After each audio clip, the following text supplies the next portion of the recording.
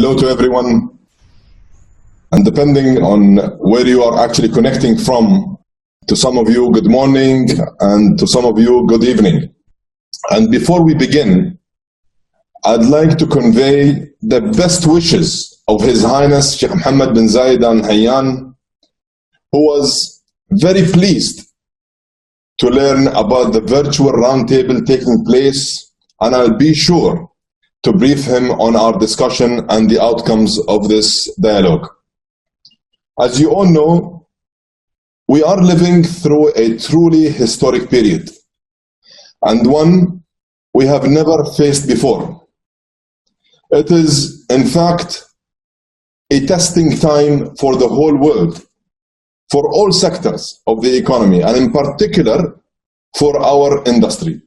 I believe that open dialogue like this can shorten the journey to sustainable economic recovery. In Europe today, we are more optimistic because we are getting out of the lockdowns. In electricity, in power supply, we were down 20%. We are back almost to normal markets levels, 3% only. And in our fuels business, we are still not to a standard level, but only 15% of it, and it's coming back quite quickly.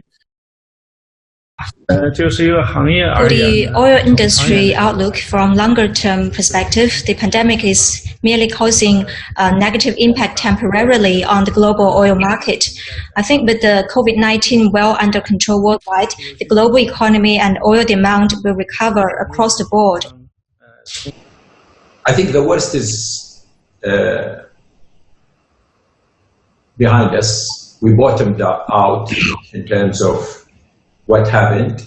I think I am more optimistic about the future. I think the second half would be definitely better than the first half of the year, especially the second quarter.